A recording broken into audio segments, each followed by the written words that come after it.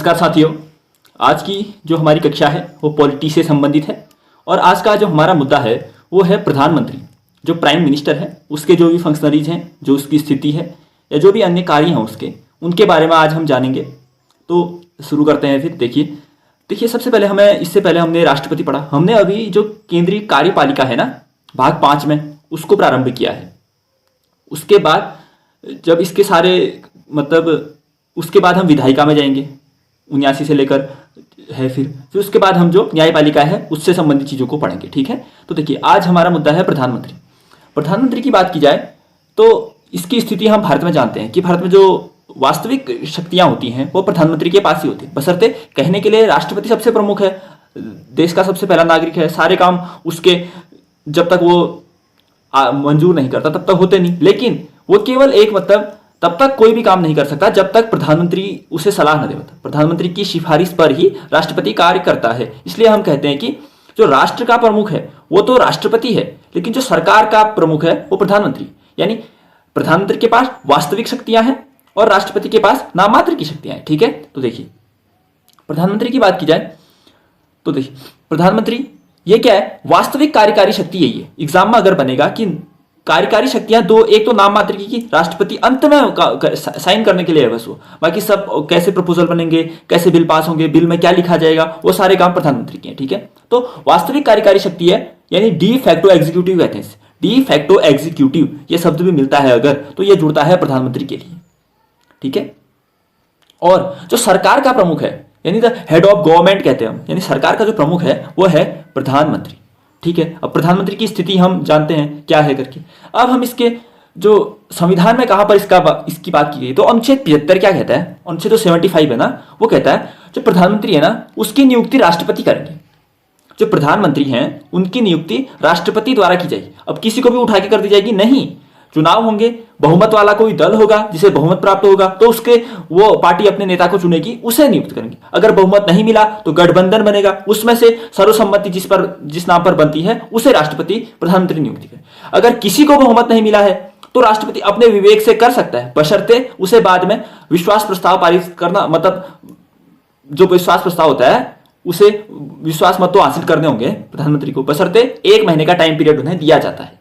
तो मैंने क्या कहा, राष्ट्रपति प्रधानमंत्री की नियुक्ति करेगा, अनुच्छेद 75 में ऐसा कहा गया है। और जो अन्य मंत्री होते हैं अब उनके बारे में जब हम केंद्रीय मंत्रिपरिषद पढ़ेंगे ना उसमें पढ़ेंगे, बशर्ते अभी भी मैं बता देता हूं कि जो अन्य मंत्रियों की नियुक्ति की जाती है वो भी राष्ट्रपति द्वारा ही की जाती है, लेकिन प्रधानमंत्री की सलाह पर। प्रधानमंत्री कहेगा कि जिसे जिसे वो कहेगा मंत्री बनाओ उसे ही राष्ट्रपति मंत्री के लिए शपथ दिलाएगा। ठीक है, तो अनुच्छेद 75 भी हमें याद हुआ कि राष्ट्रपति प्रधानमंत्री की नियुक्ति करेगा और बहुमत वाले दल जो भी मैंने चीजें बताई उनमें से करेगा। और जो प्रधानमंत्री है, अब संसद के सदन कितने हैं, 2, एक लोकसभा एक राज्यसभा। तो जो प्रधानमंत्री है वो संसद के दोनों सदनों में से किसी का भी सदस्य हो सकता है।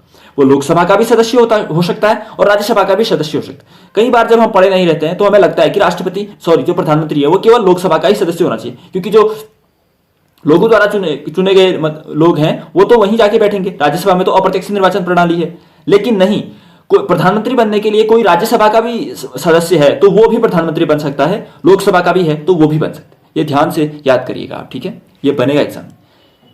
अब हम देखते हैं कि जो प्रधानमंत्री हैं उसके कार्य क्या क्या हैं। जैसे हमने राष्ट्रपति के कार्य देखे थे पिछली बार, अब हम समझते हैं कि जो प्रधानमंत्री हैं उनके कार्यों को व्याख्यायित करने का और समझने का प्रयास करते हैं। ठीक है, तो देखिए सबसे पहले जो मैंने आपको बताया ऊपर कि जो राष्ट्रपति है वो प्रधानमंत्री की नियुक्ति करता है और जो अन्य मंत्रियों की नियुक्ति करता है वो तो उसकी सिफारिश करता है प्रधानमंत्री। प्रधानमंत्री राष्ट्रपति को कहता है कि आप इसको मंत्री बनाइए, इन लोगों को मंत्री बनाइए। तो राष्ट्रपति को अन्य मंत्रियों की नियुक्ति की सिफारिश करता है प्रधानमंत्री। ये तो हो गया। और एक चीज अब बहुत ध्यान से समझने की जरूरत है, अगर प्रधानमंत्री अपने पद से त्यागपत्र दे देना, अगर इस्तीफा अगर प्रधानमंत्री दे दे तो पूरी मंत्रिमंडल ही विघटित हो जाती, जो पूरी सरकार है ना वो विघटित हो जाएगी, फिर नए चुनाव कराने पड़ेंगे। अगर प्रधानमंत्री अपने पद से खुद इस्तीफा दे दे तो, और अगर कोई मंत्री दे दे तो कोई फर्क नहीं पड़ता है। अगर कोई मंत्री इस्तीफा दे रहा है तो वो मंत्री हट जाएगा, उसके बदले कोई किसी अन्य को मंत्री बना दिया जाएगा। लेकिन अगर प्रधानमंत्री ही, क्योंकि जो सरकार का मुखिया है वो प्रधानमंत्री ही है, अगर वो ही अपने पद से इस्तीफा दे देगा तो पूरी मंत्रिमंडल जो भी केंद्रीय मंत्रिपरिषद है वो विघटित हो जाएगी।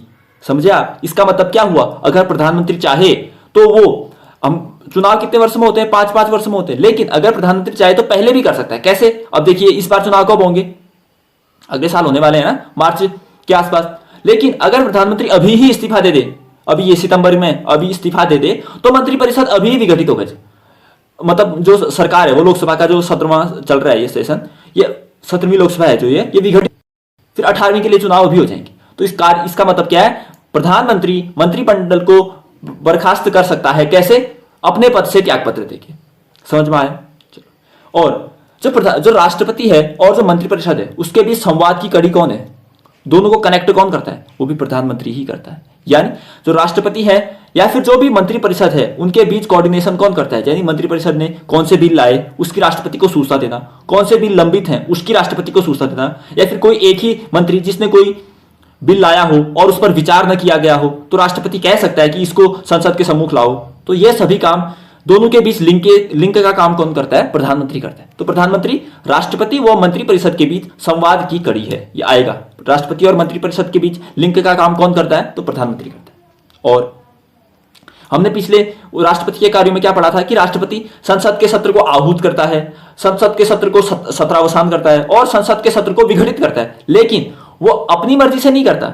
अब यहीं पे बात है, करेगा, नाम आएगा राष्ट्रपति का, लेकिन करेगा ये सब वो प्रधानमंत्री की सिफारिश पर। जब प्रधानमंत्री कहेगा तभी करेगा। राष्ट्रपति जो संसद का सत्र आहूत करता है या सत्रावसान करता है या फिर विघटन करता है, ये सभी काम राष्ट्रपति करता है, लेकिन प्रधानमंत्री की सलाह पर। प्रधानमंत्री जब उसे सिफारिश करेगा कि आप ऐसा करो, तभी वो ये सब करेगा। तो देखिए, सबसे पहले आप रिवाइज करते हैं। प्रधानमंत्री क्या है? वास्तविक कार्यकारी शक्ति है, यानी डी फैक्टो एग्जीक्यूटिव है, वो सरकार का प्रमुख है। अनुच्छेद 75 कहता है कि राष्ट्रपति प्रधानमंत्री की नियुक्ति करेगा। ठीक है, चलो। और हमने एक चीज और पढ़ी कि जो प्रधानमंत्री है वो संसद के दोनों सदनों में से किसी का भी सदस्य हो सकता है, राज्यसभा का भी हो सकता है और लोकसभा का भी हो सकता है। ठीक है। और अब हमने प्रधानमंत्री के कुछ कार्य भी पढ़े। प्रधानमंत्री राष्ट्रपति को अन्य मंत्रियों की नियुक्ति की सिफारिश करता है। अनुच्छेद 75 में ही ये भी अनुच्छेद 75 में ये भी अपने पद से बर्खास्त त्यागपत्र देकर पूरे मंत्रिमंडल को विघटित कर सकता है, पूरी लोकसभा को विघटित कर सकता है। राष्ट्रपति और मंत्रिपरिषद के बीच संवाद की कड़ी प्रधानमंत्री ही है। और राष्ट्रपति जब संसद का सत्र आहूत करता है, सत्रावसान करता है या विघटन करता है, तो इसकी सिफारिश भी उसे प्रधानमंत्री ही करते हैं। आ गया समझ में इतना? ठीक है। अब हम देखते हैं जो प्रधानमंत्री है वो किन किन आयोगों या परिषदों का अध्यक्ष होता है। यहां से क्वेश्चन जरूर से बनेगा, अच्छे से ध्यान करें। तो प्रधानमंत्री किस किस का अध्यक्ष होता है, कौन कौन से आयोग हैं या फिर परिषद हैं जिनका अध्यक्ष प्रधानमंत्री होता है? तो वो है नीति आयोग, ये तो आपने पढ़ा ही होगा। बाकी ये 4 हैं 5 हैं, ये सारे आपको याद होने चाहिए। नीति आयोग का, राष्ट्रीय विकास परिषद का, राष्ट्रीय एकता परिषद का, अंतरराज्यीय परिषद का और राष्ट्रीय जल संसाधन परिषद है। जो इन 5 का अध्यक्ष प्रधानमंत्री ही होता है। इन 5 का अध्यक्ष प्रधानमंत्री होता है। किस किस का? नीति आयोग का, राष्ट्रीय विकास परिषद का, राष्ट्रीय एकता परिषद का, अंतरराज्यीय परिषद का और राष्ट्रीय जल संसाधन परिषद का।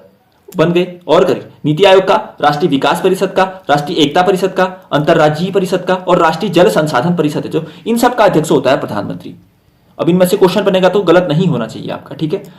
तो इतने आयोग का प्रधानमंत्री अध्यक्ष भी होता है। अब मैंने कुछ ऐसी चीजें शामिल की हैं जिससे क्वेश्चन बन जाते हैं। मतलब वनडे एग्जाम में तो फिर स्कोप बना ही रहता है, कुछ भी छोड़ने का सा रहता ही नहीं है। अब हम देखते हैं वे प्रधानमंत्री जो पहले मुख्यमंत्री थे, यानी जो मुख्यमंत्री से, ऐसे लोग जो मुख्यमंत्री से प्रधानमंत्री बने, तो उनमें से 6 ही हैं। तो आपको इनमें से क्वेश्चन बनने की संभावना बनी रहती है, तो इसे याद करते। तो वे प्रधानमंत्री जो पहले मुख्यमंत्री थे फिर प्रधानमंत्री के पद पर पहुंचे, तो उनमें सबसे पहले आते हैं मोरारजी देसाई। मैंने क्रम में भी ये लगा रखे।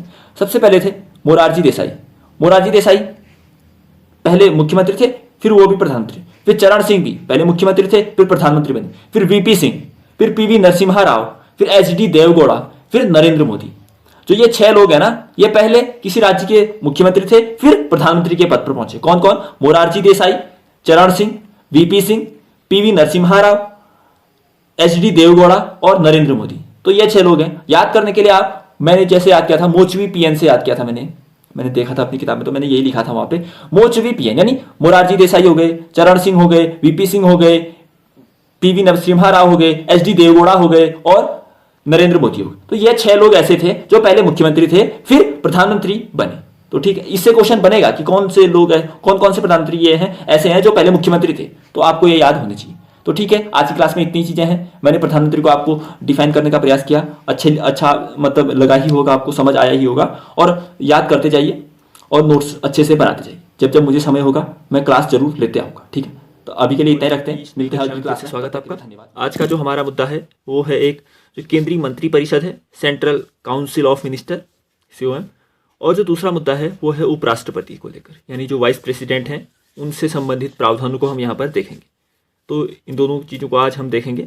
सबसे पहले हम शुरू करते हैं जो केंद्रीय मंत्री परिषद है, जो सेंट्रल काउंसिल ऑफ मिनिस्टर है, उसके बारे में। तो देखिए, उसके बारे में जानने से पहले सबसे पहले हम जानते हैं कि उसकी स्थिति क्या है संविधान में, कहाँ पर वो व्याख्यायित है। तो संविधान का अभी हम भाग 5 पढ़ रहे हैं, जिसमें हम केंद्रीय जो व्यवस्था है उसमें कार्यपालिका को पढ़ रहे हैं। ठीक है, हमने राष्ट्रपति देखे, प्रधानमंत्री देखे, अब उपराष्ट्रपति और जो केंद्रीय मंत्रिपरिषद है उनसे संबंधित चीज़ों को यहाँ पर देख रहे हैं। ठीक है, तो देखिए, सबसे पहले जो केंद्रीय मंत्रिपरिषद है उसकी संविधान में स्थिति है अनुच्छेद 74 और 75 में व्याख्यायित। कहने का तात्पर्य कि जो मंत्री कैसे नियुक्त होंगे, उनके क्या कार्य होंगे और कौन नियुक्त करेगा, क्या कार्यकाल होगा, ये सभी चीज़ें अनुच्छेद 74 और 75 है जो उसमें व्याख्यायित किए गए हैं। तो इसलिए हम कहते हैं कि जो केंद्रीय मंत्रिपरिषद है वो 2 अनुच्छेदों द्वारा डिफाइन होती है, एक 74 और दूसरा 75। अब उनमें लिखा क्या है अंदर से वो जानने का प्रयास करते हैं। आर्टिकल 74 कहता है कि जो राष्ट्रपति हैं, हमारे राष्ट्रपति, उनको सहायता वो परामर्श के लिए एक मंत्री परिषद होनी चाहिए।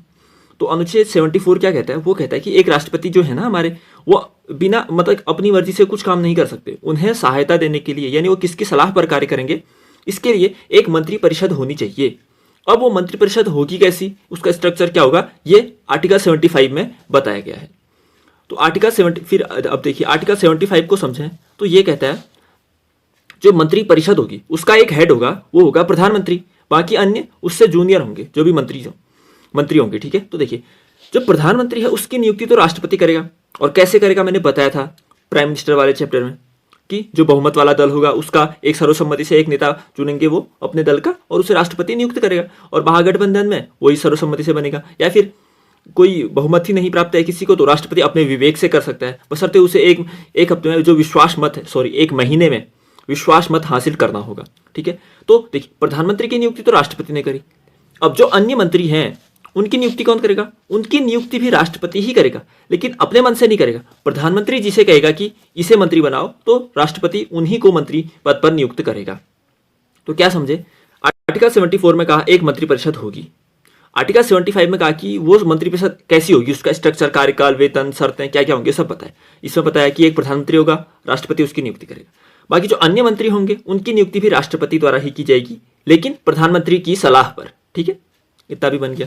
अब देखिए, अब जो ये मंत्री परिषद है, काउंसिल ऑफ मिनिस्टर है, इसकी सदस्य संख्या कितनी होनी चाहिए, मतलब कितने लोग इसमें शामिल हो सकते हैं। तो देखिए, प्रधानमंत्री सहित जो मंत्री परिषद के सदस्यों की कुल संख्या है ना, वो कितनी होनी चाहिए, जो लोकसभा की कुल संख्या है अभी कितनी है, 545 है, उसके 15% से अधिक नहीं होनी चाहिए। तो 545 का 15% निकालिए, उतने से अधिक जो मंत्रिपरिषद है वो उसमें मंत्रियों की संख्या नहीं हो सकती है। और यह प्रावधान पहले से नहीं था, यह प्रावधान जुड़ा 91वां संविधान संशोधन हुआ ना, जो 2003 से 91वां CAA हुआ था, जो कॉन्स्टिट्यूशनल अमेंडमेंट एक्ट 2003, उससे यह प्रावधान जुड़ा कि जो काउंसिल ऑफ मिनिस्टर होंगे, यानी जो मंत्रिपरिषद होगी, उसकी सदस्य संख्या लोकसभा की कुल सदस्य संख्या के 15% से अधिक नहीं होगी। यानी लोकसभा में अगर 100 सदस्य हैं तो जो मंत्रिपरिषद है उनकी संख्या अधिकतम 15 ही हो सकती है, या फिर उससे कम होगी, उससे ज्यादा तो नहीं ही होगी। और इसमें प्रधानमंत्री को भी शामिल किया गया, प्रधानमंत्री भी क्योंकि एक मंत्री ही है, बस समानों में एक स्थिति उसकी ऊपर है। ठीक है, तो देखिए, हमने ये भी पढ़ा कि प्रधानमंत्री सहित जो मंत्रिपरिषद है उसकी सदस्य संख्या 15% से अधिक नहीं होनी चाहिए। 91वां संविधान संशोधन 2003 से यह प्रावधान जुड़ा है। ठीक है, अब देखते हैं कि प्रत्येक मंत्री है जो, उसको कुछ अधिकार या शक्तियां भी होती हैं उसकी। सबसे ये आर्टिकल 88 में डिफाइंड है। अब बशर्ते ये आर्टिकल याद करने की जरूरत नहीं है, ठीक है आपको, क्योंकि इसे छोड़ देना, इसके प्रोविजन पढ़ो बस। जो प्रत्येक मंत्री है ना, उसे किसी भी सदन में बोलने का अधिकार है। किसी भी सदन का तात्पर्य, कितने सदन है, 2 ही सदन तो है, राज्यसभा और लोकसभा। तो वो दोनों सदनों में, बशर्ते वो लोकसभा का सदस्य हो, लेकिन वो राज्यसभा में भी बोल सकता है, राज्यसभा का सदस्य हो तो लोकसभा में भी बोल सकता है। जो उन दोनों सदनों की कार्यवाही होगी उसमें भाग भी ले सकता है। और जो संयुक्त बैठक होगी, अब सबसे पहले तो आप मुझे कमेंट बॉक्स में ये बताइए कि जो संयुक्त बैठक है, जॉइंट मतलब जो संयुक्त बैठक का हमने प्रावधान पढ़ा था पहली बार, ये कौन से आर्टिकल में बताया गया है? आपको याद है तो मैंने कहीं एक बार लिखा था ये आर्टिकल, अब पुराना कितना याद कर रहे हैं आप वो बताइए। तो जो संयुक्त बैठक का प्रावधान है वो कौन से अनुच्छेद में किया गया है, आप कमेंट बॉक्स में डालिए, ठीक है। तो जो प्रत्येक मंत्री है उसको संयुक्त बैठक में भाग लेने का अधिकार भी है। तो क्या क्या अधिकार उसके पास? किसी भी सदन में बोल सकता है, वो किसी भी सदन की कार्यवाही में भाग ले सकता है, संयुक्त बैठक में भी भाग ले सकता है। लेकिन अगर वो लोकसभा का सदस्य है और राज्यसभा में बोल रहा है तो वहां मत नहीं दे सकता। मत वो वहीं दे सकता है जहां का वो सदस्य है। लोकसभा का सदस्य है तो राज्यसभा में जाके बोल भी सकता है, कार्यवाही में भाग भी ले सकता है, संयुक्त बैठक में भी भाग भी ले सकता है। लेकिन लोकसभा का सदस्य होकर राज्यसभा में जाकर वहां मत नहीं दे सकता।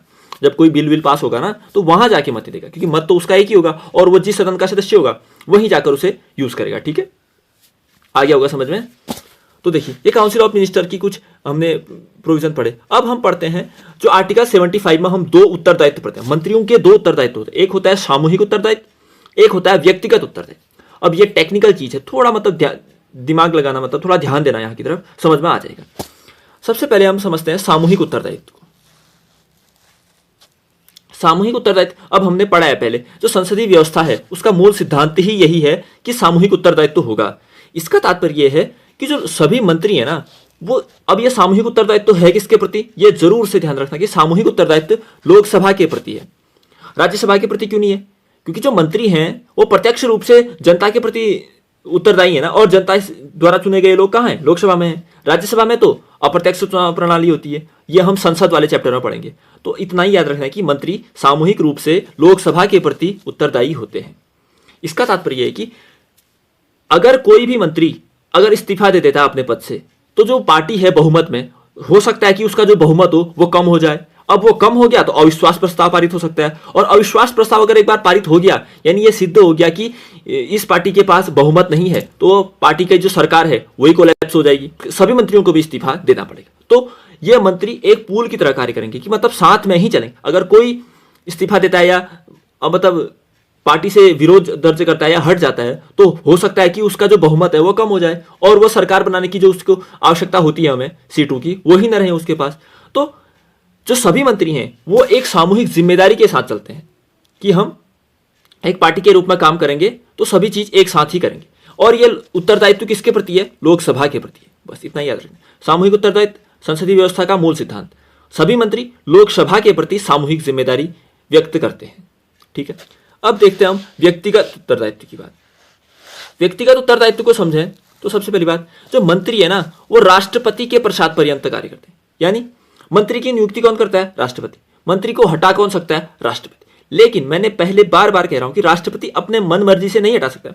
जब प्रधानमंत्री कहेगा कि इस मंत्री को हटा दो, अब प्रधानमंत्री क्यों कहेगा? कोई मंत्री अच्छा कार्य नहीं कर रहा होगा, या किसी से मनमुटाव चल रहे होंगे, या कोई पार्टी के विरोध में कुछ बोल रहा होगा, तो प्रधानमंत्री कह सकता है कि इसे हटा दो।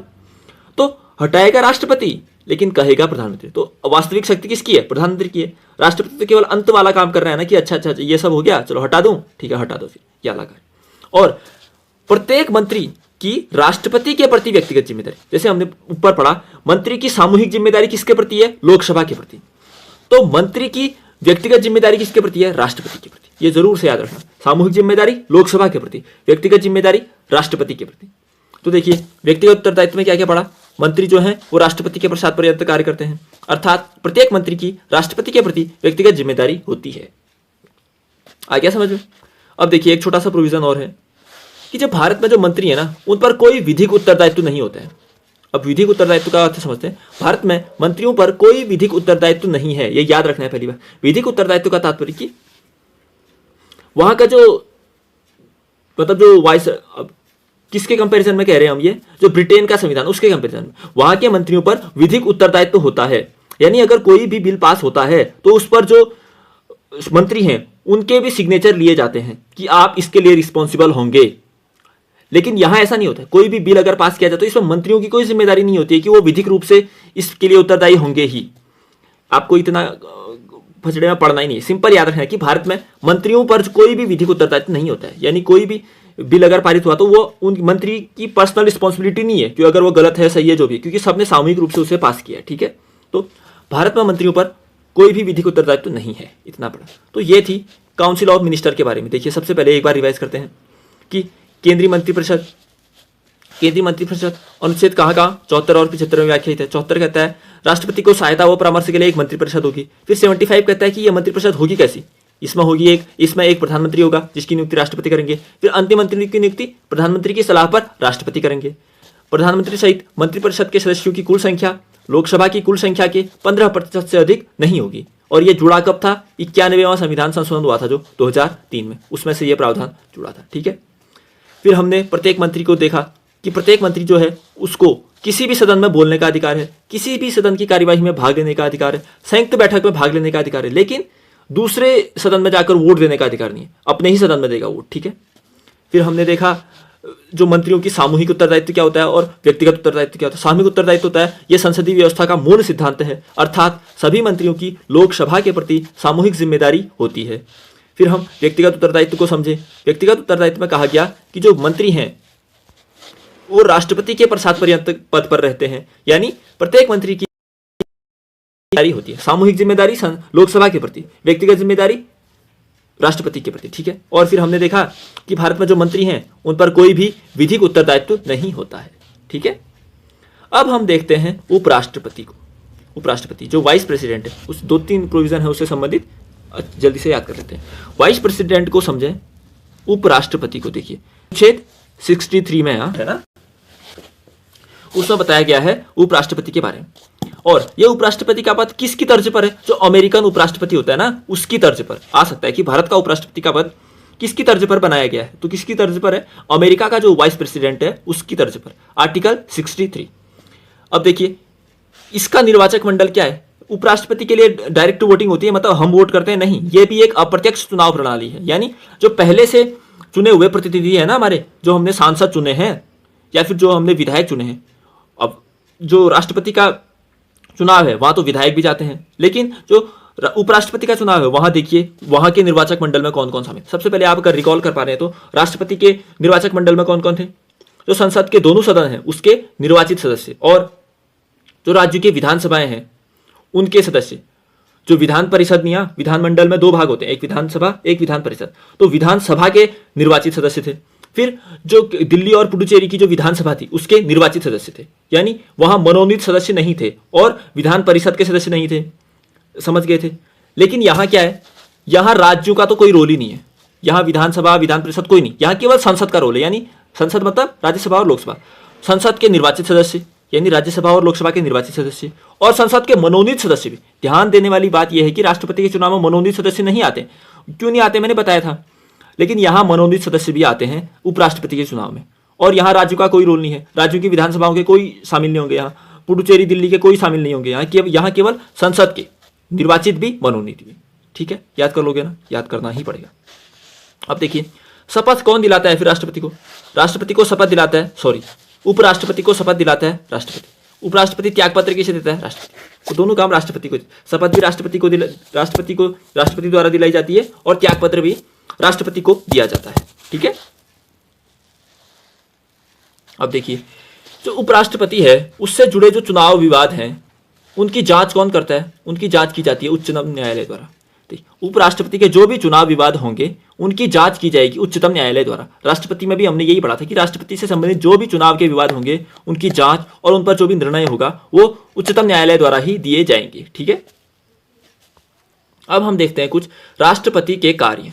राष्ट्रपति के क्या क्या कार्य हैं? सबसे पहली बात, राष्ट्रपति राज्यसभा का पदेन सभापति होता है। राष्ट्रपति क्या है? राज्यसभा का पदेन सभापति होता है। इसका आर्टिकल मुझे अगर मैं सही ध्यान कर पा रहा हूं तो 89 है शायद, फिर भी आप क्रॉस चेक कर लेना, इसे मैं श्योर नहीं हूं। मतलब जब उपराष्ट्रपति उपराष्ट्रपति के पद पर कार्य करता है तो वो तो आर्टिकल 63 है, लेकिन जब राज्यसभा के पदेन सभापति के रूप में कार्य करता है तो वो आर्टिकल 89 में बताया गया उसके बारे में। ठीक है। तो देखिए मैंने क्या कहा, राष्ट्रपति राज्यसभा के, सॉरी यार ये उपराष्ट्रपति करना है यहां पर, एक बार उपराष्ट्रपति कार्य करना है एक बार। ठीक है। तो उपराष्ट्रपति के कार्य क्या क्या होते हैं? ये एक राज्यसभा का पदेन सभापति होता है। ठीक है। राज्यसभा का पदेन सभापति का तात्पर्य कि जैसे लोकसभा का अध्यक्ष होता है तो लोकसभा की कार्यवाही को संचालित करने का, वैसे ही राज्यसभा की कार्यवाही को संचालित करता है उपराष्ट्रपति। और ध्यान देने वाली बात क्या है, उपराष्ट्रपति का वेतन नहीं है, उपराष्ट्रपति को कुछ वेतन नहीं मिलता। उपराष्ट्रपति को वेतन मिलता है राज्यसभा के पदेन सभापति के रूप में, उसे उपराष्ट्रपति के रूप में वेतन नहीं मिलता है। उसे राज्यसभा के पदेन सभापति के रूप में वेतन मिलता है। अगर एग्जाम में बने कि उपराष्ट्रपति का वेतन कितना है तो शून्य है, क्योंकि उसे राज्यसभा के पदेन सभापति के रूप में वेतन मिलता है। उसका वेतन राज्यसभा का जो पदेन सभापति है उसके कोटे में जाएगा, उपराष्ट्रपति के कोटे में नहीं जाएगा। समझ गया? ये दोनों एक ही आदमी है, इतना तो समझ आ ही रहा होगा आपको। ठीक है। और दूसरा कार्य क्या है, अगर राष्ट्रपति का पद रिक्त हो जाता है, यानी उसने त्याग पत्र दे दिया या फिर निष्कासित कर दिया उस पर महाभियोग लगा के, या फिर उसकी मृत्यु हो गई, तो जो ये उपराष्ट्रपति है ये कार्यवाहक राष्ट्रपति के रूप में कार्य करता है। लेकिन कब तक? अधिकतम 6 माह तक। ये अवश्य याद रखिए। राष्ट्रपति के पद रिक्त होने पर उपराष्ट्रपति राष्ट्रपति के पद में 6 महीने तक ही कार्य कर सकते हैं, क्योंकि 6 महीने की अवधि दी गई है चुनाव के लिए। इस 6 महीने में नया राष्ट्रपति हमें चुनना ही पड़ेगा। लेकिन वेस्टर्न अमेरिका में क्या होता है, वहां अगर एक बार राष्ट्रपति ने पद से हट गया तो शेष कार्यकाल के लिए पूरा कार्यकाल उपराष्ट्रपति ही राष्ट्रपति बन जाएगा। वहां दोबारा चुनाव नहीं होंगे राष्ट्रपति के लिए। समझिए मैंने क्या कहा? वहां होता है उपराष्ट्रपति अगर राष्ट्रपति बन गया तो वो जो शेष कार्यकाल है उस पूरे कार्यकाल के लिए राष्ट्रपति रहेगा। यहां ऐसा नहीं होता। यहां अगर राष्ट्रपति का पद निष्कासित होता है तो उपराष्ट्रपति केवल अधिकतम 6 माह के लिए ही राष्ट्रपति बन सकता है। उस काल में नया राष्ट्रपति चुन लिया जाएगा। समझ गया? तो यह था उपराष्ट्रपति। फटाफट रिवाइज करते हैं एक बार इसे। वाइस प्रेसिडेंट की बात करें, आर्टिकल 63 में अमेरिका के उपराष्ट्रपति की तर्ज पर बनाया गया है। निर्वाचक मंडल में कौन कौन थे? जो संसद है यानी लोकसभा और राज्यसभा, उसके निर्वाचित सदस्य भी आएंगे, उसके मनोनीत सदस्य भी आएंगे, और राज्य विधानसभाओं का यहाँ कोई रोल नहीं है। शपथ कौन दिलाता है? राष्ट्रपति। त्यागपत्र किसे देता है? राष्ट्रपति को। ठीक है। अगर इसके चुनाव विवाद होते हैं अगर कोई, तो उसकी जांच कौन करता है? उच्च न्यायालय में करता है। उच्च न्यायालय करता है। ठीक है। इसके कार्य क्या थे? पहली बात, उपराष्ट्रपति, हाँ ये इसके कार्य हैं। राज्यसभा का पदेन सभापति होता है, इसको वेतन भी इसी रूप में मिलता है। यह राष्ट्रपति का पद अगर रिक्त हो तो कार्यवाहक राष्ट्रपति के रूप में कार्य करता है, लेकिन अधिकतम 6 माह तक। उस 6 माह में नया राष्ट्रपति चुन लिया जाएगा। तो ये थे उपराष्ट्रपति के प्रावधान। अब हम अगली क्लास में इसी जो विधायिका की आज जो हमारी कक्षा है इसमें हम आज सुप्रीम कोर्ट के बारे में पढ़ेंगे। इससे पहले हमने जो संसद जो मतलब केंद्रीय व्यवस्था संचालिका है उसके 3 अंग हैं, जो जिसमें एक कार्यपालिका के बारे में हम पढ़ चुके हैं, फिर हम विधायिका के बारे में भी पढ़ चुके हैं। संसद को हमने पूरा किया। अभी हम जो न्यायपालिका है केंद्रीय स्तर पर उसे देखने का प्रयास करेंगे, और इस क्लास में हम जो सुप्रीम कोर्ट है उसके जो भी फंक्शन है, जो भी उसके अधिकार हैं, जो भी शक्तियां हैं, जो भी कंपोजिशन है, उन सभी चीजों के बारे में यहाँ पर जानने का प्रयास करेंगे। तो ठीक है, यही देखते हैं। सबसे पहले आप वही इसे नोट डाउन करने का प्रयास करिए और वीडियो को पहले लाइक कर दीजिए और अन्य दोस्तों तक भी इसे जरूर साझा करिए, ताकि उन्हें भी इस का लाभ मिल सके और मुझे भी एक प्रेरणा मिल सके कि लोग मुझसे जुड़ रहे हैं। ठीक है, तो ठीक है, सबसे पहले हम देखते हैं उच्च न्यायालय को। उच्च न्यायालय के बारे में जाने तो सबसे पहले इसके संविधान में इसके कंपोजिशन की बात करें कि मतलब ये कहां पर स्थित है। तो संविधान में इसकी स्थिति जो है वो है संविधान के भाग 5 में जो केंद्रीय संचालिका है, चाहे कार्यपालिका हो, विधायिका हो या फिर न्यायपालिका हो, तीनों भाग 5 में ही है। आर्टिकल 52 से लेकर 151 तक है ना ये सभी चीजें, जहां 148 से लेकर 151 तक कैग है, उससे पहले 147 तक, 124 से 147 तक न्यायपालिका के बारे में बताया गया है। और तो ठीक है, उच्चतम न्यायालय न्यायिक व्यवस्था कहां से? भाग 5 में अनुच्छेद 124 से 147 तक। ठीक है। अब जो भारतीय न्यायिक व्यवस्था है वो एकीकृत न्यायिक व्यवस्था है। एकीकृत का तात्पर्य कि जो सुप्रीम कोर्ट है वो सबसे ऊपर रहेगा, उसके नीचे उच्च न्यायालय रहेंगे, उसके नीचे जो भी ये डिस्ट्रिक्ट न्यायालय है या फिर सबऑर्डिनेट कोर्ट्स है ना वो आएंगे। यानी सुप्रीम होगा वो उच्चतम न्यायालय होगा, क्योंकि वो उच्च न्यायालयों के मामलों जब उच्च न्यायालय के जो भी मामले होते हैं अगर डिस्प्यूट होता है तो वो सुप्रीम कोर्ट में जाते हैं। ऐसे ही जो डिस्ट्रिक्ट वाले मामले होते हैं वो डिस्प्यूट होता है तो पहले उच्च न्यायालय में जाते हैं। यानी ये एक हायरार्की है। जो मैंने बताया था ना, भारतीय जो संविधान है उसकी विशेषताओं में मैंने बताया था कि यहाँ एकीकृत न्याय व्यवस्था है, यानी सबसे ऊपर supreme court, then high courts, then district court से फिर सबऑर्डिनेट कोर्ट्स आएंगे। अब ये जो एकीकृत न्याय व्यवस्था है ये ली कहां से गई है, ये क्वेश्चन एग्जाम में बनता है। तो ये है जो भारत सरकार एक्ट 1935 था ना, भारत सरकार अधिनियम 1935, वहां से यह व्यवस्था ली गई है कि भारत में जो न्यायिक व्यवस्था की संरचना होगी वो एकीकृत होगी। यानी यहां सुप्रीम कोर्ट जो है वो सर्वोच्च है, उसके नीचे फिर हाई कोर्ट है, फिर डिस्ट्रिक्ट कोर्ट है, फिर सब ऑर्डिनेट कोर्ट्स हैं। ठीक है। और संविधान में इसकी स्थिति क्या है? भाग 5 में अनुच्छेद 124 से 147 तक। ठीक है। अब अगर हम मूलतः देखें कि जो सुप्रीम कोर्ट है उसमें न्यायाधीशों की संख्या थी कितनी, तो जब मूलतः यानी 1950 जब संविधान बना उसके बाद जब हाईकोर्ट फंक्शन में आया 1950-1951 के दौरान, तो तब उसमें न्यायाधीशों की संख्या थी 8 न्यायाधीश थे टोटल। मतलब कितने न्यायाधीश हो सकते थे उस दौरान? 8 न्यायाधीश ये पूछ सकता है कि जब सुप्रीम कोर्ट बना उस दौरान न्यायाधीशों की संख्या कितनी थी सुप्रीम कोर्ट में, तो 8 थी। अब वर्तमान में वर्तमान में जो सुप्रीम कोर्ट है वहां जो जजेज हैं उनकी मैक्सिमम क्षमता मतलब कितने जज हो सकते हैं, वो हो सकते हैं 34। पहले 31 थे, फिर 2021 या 22 में संशोधन हुआ शायद इसमें, फिर अभी 34 कर दिए गए हैं। तो अभी के समय में सुप्रीम कोर्ट में 34 जजेज हो सकते हैं, लेकिन अभी 32 ही हैं क्योंकि 2 पद रिक्त हैं। ठीक है, मतलब हो कितने सकते हैं, मैक्सिमम 34 हो सकते हैं। एक जो मुख्य न्यायाधीश होगा और 33 अन्य न्यायाधीश होंगे। ठीक है, चलो याद हो गया। अभी मूलतः 8 थे, अभी मैक्सिमम जो क्षमता है सुप्रीम कोर्ट में जजेज की वो 34 है। ठीक है, अब देखते हैं। अब न्यायाधीशों की नियुक्ति की बात की जाए तो जो न्यायाधीश हैं उनकी नियुक्ति कौन करता है, बस सिंपल है। ध्यान रखिए कि जो न्यायाधीश हैं उनकी नियुक्ति राष्ट्रपति द्वारा की जाती है। जैसे मंत्रियों की नियुक्ति, प्रधानमंत्री की नियुक्ति, ये सभी किसके द्वारा की जाती है, राष्ट्रपति द्वारा ही करी जाती है ना। तो वैसे ही जो न्यायाधीश हैं उनकी नियुक्ति भी राष्ट्रपति द्वारा ही की जाती है। लेकिन जो अन्य न्यायाधीश होते हैं ना, मुख्य न्यायाधीश को तो उसने चुन लिया, ठीक है। अब जो अन्य न्यायाधीश हैं उनकी नियुक्ति करेगा जिस समय राष्ट्रपति, तो मुख्य न्यायाधीश से सलाह लेगा।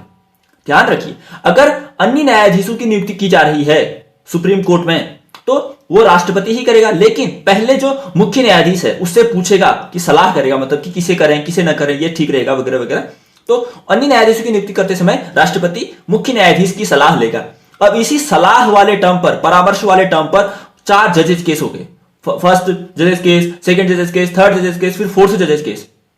तो केवल इसी सलाह, यानी जो मुख्य न्यायाधीश राष्ट्रपति को सलाह दे रहा है उसकी प्रकृति क्या है, राष्ट्रपति बाध्य है उसे मानने के लिए या नहीं भी मान सकता है, या कौन कौन मिलकर दे सकते हैं। फिर हम जो कॉलेजियम व्यवस्था पढ़ते हैं आजकल, कॉलेजियम सिस्टम, लिख लो कहीं पे कि जो कॉलेजियम व्यवस्था है वो किससे जुड़ी है, न्यायपालिका से जुड़ी है। न्याय जो सुप्रीम कोर्ट है या फिर हाई कोर्ट है वहां जजेज की नियुक्ति के लिए कॉलेजियम व्यवस्था, वैसे कोई डिफाइन संरचना नहीं है लेकिन समय के साथ डेवलप हो गई है। वो अब कैसे हुई है हम समझते हैं। देखिए, तो हमने क्या कहा, अन्य न्यायाधीशों की नियुक्ति करनी है तो राष्ट्रपति ने मुख्य न्यायाधीश से सलाह लेनी होगी। अब यह सलाह कैसी है, बाध्यकारी है या फिर राष्ट्रपति नहीं भी मान सकता। अब इसके बारे में हुआ, सबसे पहले इनका जो सन है वो जरूर याद रखिएगा।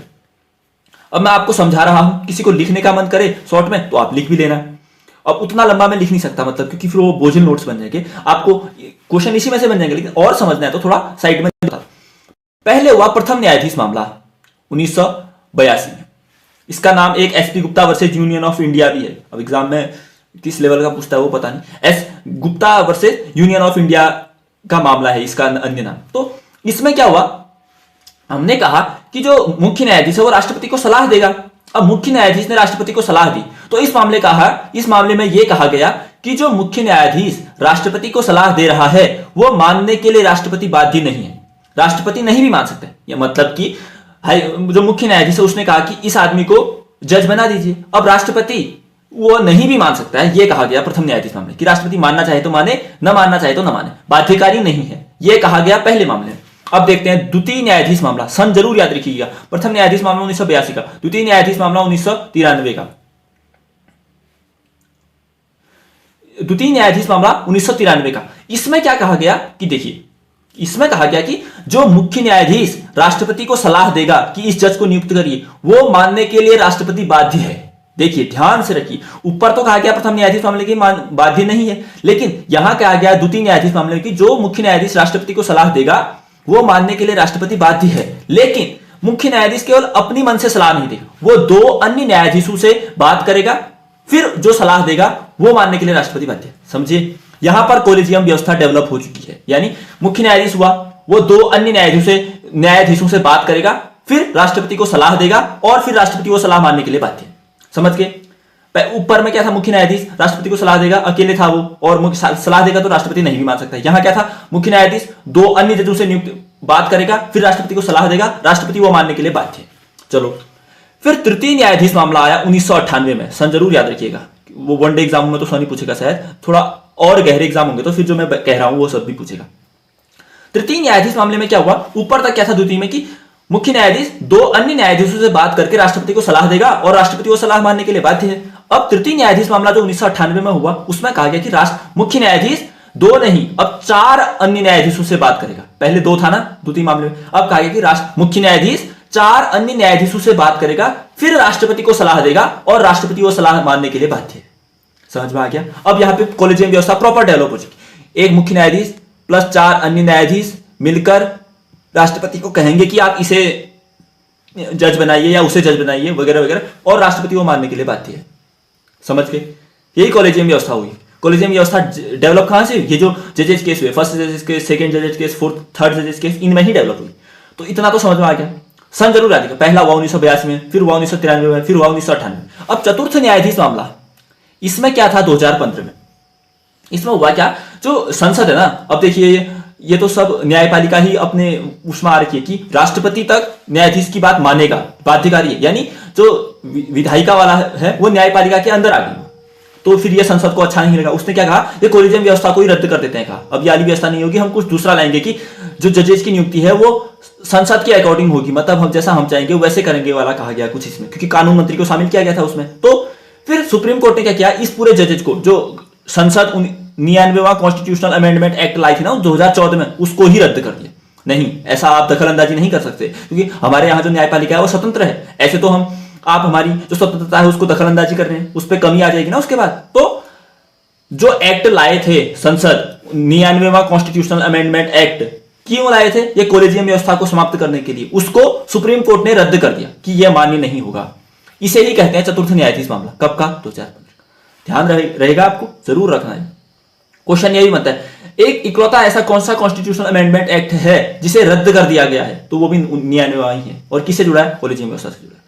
तो प्रथम न्यायाधीश मामला, द्वितीय न्यायाधीश मामला, तृतीय न्यायाधीश मामला, चतुर्थ न्यायाधीश मामला, इससे कभी भी क्वेश्चन बनेगा तो गलत नहीं होना चाहिए। ठीक है, चलो इतना भी हुआ। अब हम देखते हैं जो उच्चतम न्यायालय के न्यायाधीश हैं, जो उच्चतम न्यायालय के न्यायाधीश है ना, उनको हटाया भी तो जाता होगा, क्योंकि जो अब अक्षमता है या दुर्व्यवहार है, ऐसे कारणों पर तो हटाया जा सकता है किसी। तो उनको हटाने के लिए कोई प्रावधान है हमारे यहाँ? आजकल एक्ट बहुत पूछे जा रहे हैं कि ये एक्ट कब का है, वो एक्ट कब का है। तो ध्यान रखिए, उच्चतम न्यायालय के जो न्यायाधीश हैं उनको हटाने के लिए एक प्रक्रिया है, जो मतलब एक एक्ट बनाया गया, वो है न्यायाधीश जांच एक्ट। कब का है? 1968 का। याद रखिएगा, उच्चतम न्यायालय के न्यायाधीशों को हटाने के लिए जो प्रक्रिया बताई गई है वो बताई गई है न्यायाधीश जांच एक्ट 1968 में, न्यायाधीश जांच अधिनियम 1968 में। ठीक है, तो अब तक कितने जजों को हटाया गया सुप्रीम कोर्ट में? एक भी जज को नहीं हटाया गया। ये क्वेश्चन बना भी था एग्जाम में कि सुप्रीम कोर्ट के किसी भी न्यायाधीश पर अब तक महाभियोग नहीं लगाया गया। महाभियोग मतलब हटाने की प्रक्रिया, तो याद रहेगा, सुप्रीम कोर्ट के किसी भी न्यायाधीश पर अब तक महाभियोग नहीं। एक एम रामास्वामी एक जज थे सुप्रीम कोर्ट में, उनके खिलाफ लाया गया था, लेकिन वो पूरा प्रोसीजर हुआ ही नहीं, मतलब आगे फिर रद्द कर दिया गया उसे। ठीक है, तो अभी तक किसी पर भी महाभियोग नहीं लगाया सुप्रीम कोर्ट में। एक्ट कब का है? 1968 का। अब हम देखते हैं कि जो सुप्रीम कोर्ट में कोई कार्यकारी मुख्य न्यायाधीश होता है, कोई तदर्थ न्यायाधीश होते हैं, कोई सेवानिवृत्त न्यायाधीश होते हैं, उनको नियुक्त कौन करता है? बस यही देखते हैं। तो देखिए, जो कार्यकारी मुख्य न्यायाधीश है, अब देखिए किसी समय अनुपलब्ध तो रह ही सकते हैं, कुछ तबियत खराब होगी वगैरह वगैरह, कुछ भी हो गया, डेथ हो गई या अन्य चीजें, तब जो कार्यकारी मुख्य न्यायाधीश बनाए जाते हैं और उनकी नियुक्ति कौन करते हैं? उनकी नियुक्ति करते हैं राष्ट्रपति। इतना ही याद रखना कि कार्यकारी मुख्य न्यायाधीश की नियुक्ति किसके द्वारा की जाती है? राष्ट्रपति के। ठीक है, फिर तदर्थ न्यायाधीश होते हैं। एक तदर्थ न्यायाधीश का तात्पर्य कि देखिए, कोई भी बेंच है, अब जैसे एक और जरूरी बात बता रहा हूं, लिख लीजिए। जो संवैधानिक पीठ होती है ना, उसमें कितने जजेस शामिल होते हैं? 5 जजेस शामिल होते हैं, जरूर से। कोई संवैधानिक मामला है, उसकी सुनवाई करने के लिए कोई पीठ नियुक्ति की गई है, किसी पीठ की नियुक्ति की गई है, तो उसमें कितने जजेज होंगे? उसमें 5 जजेज होंगे। इसलिए कहते हैं कि संवैधानिक पीठ में कम से कम 5 जजेस तो होने चाहिए। ठीक है, उससे कम वाली पीठ संवैधानिक पीठ नहीं कही जाएगी। तो देखिए, अब देखिए, संवैधानिक मामला है कोई, उस पर जजेज चाहिए 5, मान लिया जाए उस दौरान 4 ही उपलब्ध रहे। अब कोरम पूरा हुआ नहीं ना, कोरम मतलब कि न्यूनतम कितने जज चाहिए? तो 5 जज चाहिए। हमने कोरम पढ़ा था ना संसद के लिए भी, लोकसभा के लिए, राज्यसभा के लिए भी। तो ऐसे ही न्यायाधीशों के लिए भी अगर मान लिया जाए मिनिमम 5 जज चाहिए थे, 4 ही रहे, अब कोरम पूरा हुआ नहीं, तो तदर्थ न्यायाधीश की नियुक्ति करेंगे कि चलो आप इस मामले को सुनने के लिए फिलहाल आप आ जाओ, ताकि कोरम तो पूरा हो। तो तदर्थ न्यायाधीश की कोरम पूरा करने हेतु, यानी जितने जज चाहिए उसमें उतने उपलब्ध नहीं है, तो किसी अन्य को नियुक्त किया जाता है। इनकी नियुक्ति कौन करता है? तो इसकी नियुक्ति करते हैं मुख्य न्यायाधीश, ये जरूर याद रखिए। लेकिन राष्ट्रपति से पहले पूछेंगे कि मैं नियुक्त कर रहा हूं करके, तो नियुक्त कौन करेंगे? मुख्य न्यायाधीश। तदर्थ न्यायाधीश पता चल गया, कोरम पूरा करने के लिए नियुक्ति करेंगे मुख्य न्यायाधीश, लेकिन राष्ट्रपति को पूछेंगे पहले कि मैं इसको, मतलब पूर्वानुमति लेंगे। ठीक है, अब देखिए, सेवानिवृत्त न्यायाधीश। सेवानिवृत्त मतलब जो रिटायर हो चुके हैं, अब उनको दोबारा बुला रहे हैं कि चलो आ जाओ, वर्कलोड ज्यादा हो रहा है हमारा, थोड़ा आप भी कर लो काम करके। तो इनकी नियुक्ति कौन करेगा? इनकी नियुक्ति भी मुख्य न्यायाधीश करेंगे, राष्ट्रपति की पूर्वानुमति। हो गया, सिंपल है। कार्यकारी मुख्य न्यायाधीश राष्ट्रपति नियुक्त करेंगे, तदर्थ न्यायाधीश मुख्य न्यायाधीश नियुक्त करेंगे लेकिन राष्ट्रपति को बताएंगे, और सेवानिवृत्त न्यायाधीश मुख्य न्यायाधीश नियुक्त करेंगे लेकिन राष्ट्रपति को पूछेंगे पहले। ठीक है, इतना भी हो गया होगा याद आपको। अब हम देखते हैं उच्चतम न्यायालय के क्षेत्राधिकार क्या क्या है, मतलब शक्तियां क्या क्या है, उच्चतम न्यायालय क्या क्या कर सकती हैं। जो भी महत्वपूर्ण बातें हैं वही मैंने शामिल करी हैं। जो टेक्निकल चीजें होंगी, जो समझने में अधिक समय लगेगा और काम की नहीं है तो मैंने छोड़ दी। यहां देखिए, अब उच्चतम न्यायालय के क्षेत्राधिकारों की बात की जाए, या क्षेत्राधिकार मतलब कि कार्य करने का क्षेत्र क्या है उसका, तो इसमें कुछ कुछ मामले आते हैं, वो हम समझने का प्रयास करें। पहला होता है इसका एक मूल क्षेत्राधिकार। मूल क्षेत्राधिकार का तात्पर्य कि इन मामलों को केवल और केवल उच्चतम न्यायालय ही सुनेगी, मतलब हाईकोर्ट नहीं सुन सकता इन मामलों को, इसे कहते हैं मूल क्षेत्राधिकार। मूल क्षेत्राधिकार का तात्पर्य कि ये वो मामले हैं जिन्हें केवल उच्चतम न्यायालय में ही सुना जाएगा, इसके अलावा कोई भी कोर्ट इस पर बात नहीं करेगा, इसे कहते हैं मूल क्षेत्राधिकार। और मूल क्षेत्राधिकार किन मामलों में होता है? संघीय मामलों में। संघीय का मतलब कि केंद्र और राज्य वाले मामलों में, केंद्र के राज्य से संबंध, राज्य के राज्य से संबंध, या 2-3 राज्यों के केंद्र से संबंध, ऐसे वाले मामले, इन्हें कहते हैं संघीय मामले। संघीय मामले मतलब केंद्र और राज्य की बात। तो संघीय मामलों में सुप्रीम कोर्ट का मूल क्षेत्राधिकार है। समझ गए? आएगा एग्जाम में कि सुप्रीम कोर्ट का मूल क्षेत्राधिकार किस मामलों में? संघीय मामले, मतलब कि केंद्र और राज्यों के बीच के कोई मामले हो गए, या दो से अधिक राज्यों के कोई मामले हो गए, या फिर राज्यों के केंद्र के साथ कोई मामले हो गए, उन मामलों की सुनवाई केवल सुप्रीम कोर्ट में ही की जाएगी। समझ में आया? जरूर याद करें। और अगर इसका अनुच्छेद लिखना चाहें तो आप इसका अनुच्छेद 131 में बताया गया है कि जो संघीय मामले होंगे उसमें सुप्रीम कोर्ट का मूल क्षेत्राधिकार होगा। समझ में आ गया? नहीं आया तो आप रिवाइंड करके फिर से देख लीजिए इसे।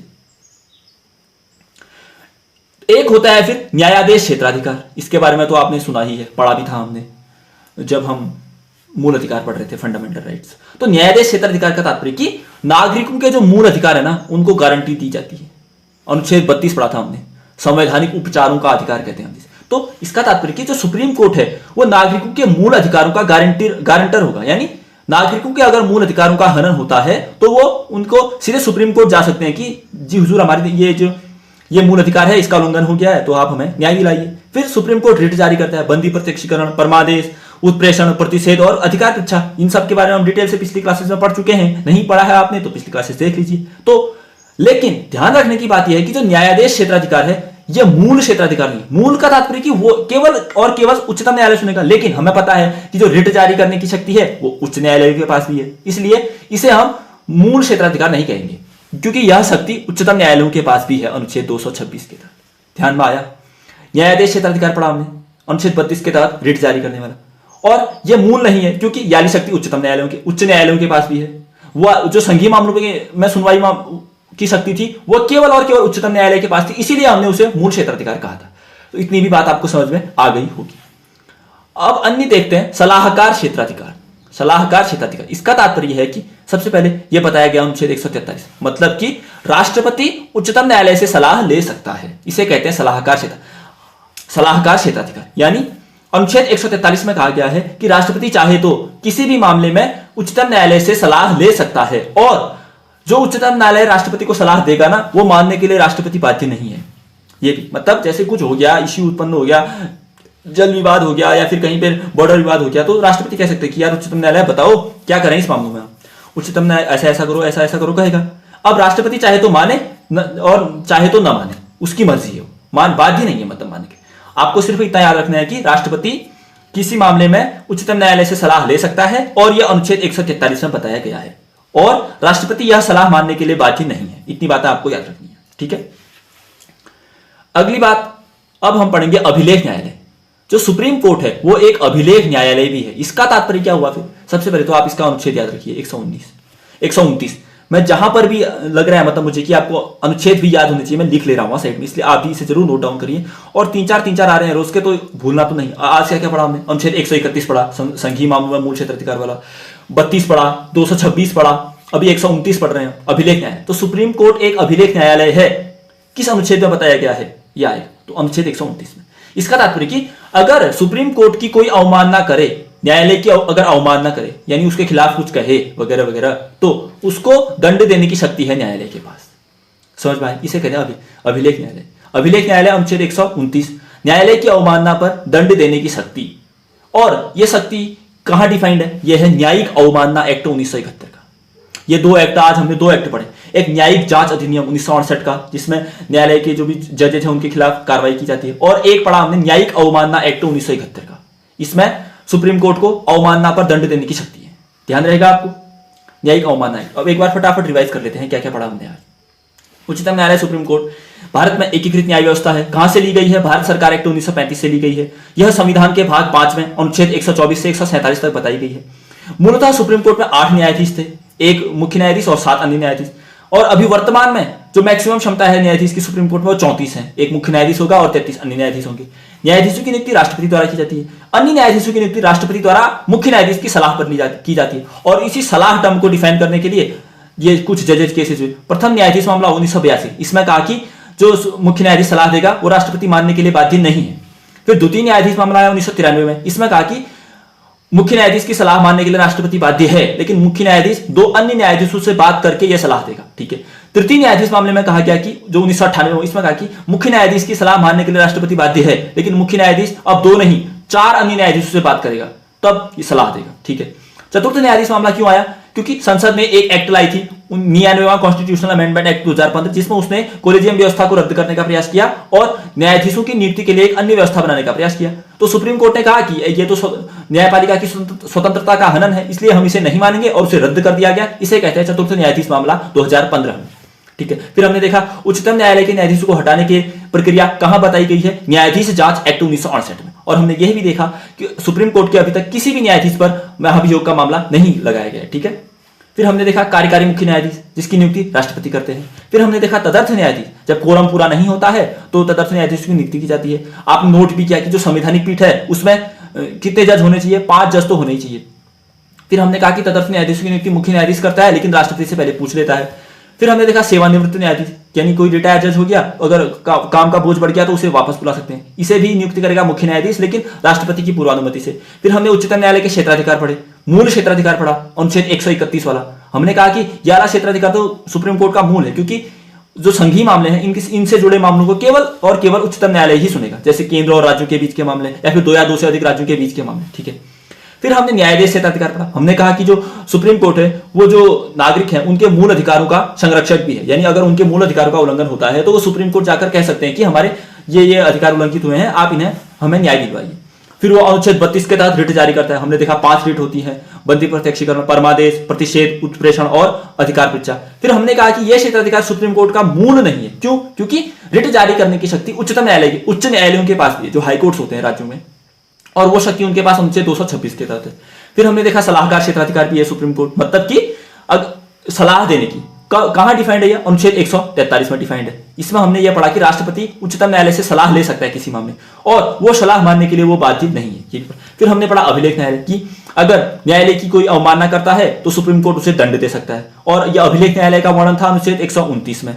फिर हमने कहा कि यह सजा देने का प्रावधान किस एक्ट में किया गया है? तो यह है न्यायिक अवमानना एक्ट 1971 में। न्यायिक अवमानना एक्ट 1971। तो इतनी सारी बातें आज हमने पढ़ी, अच्छी लगी होगी क्लास। अब अगली क्लास में मिलते हैं, तब तक के लिए धन्यवाद, नमस्कार। अच्छे से पढ़िए और चैनल को अन्य लोगों तक पहुंचाइए, लाइक करिए और सब्सक्राइब करिए। धन्यवाद।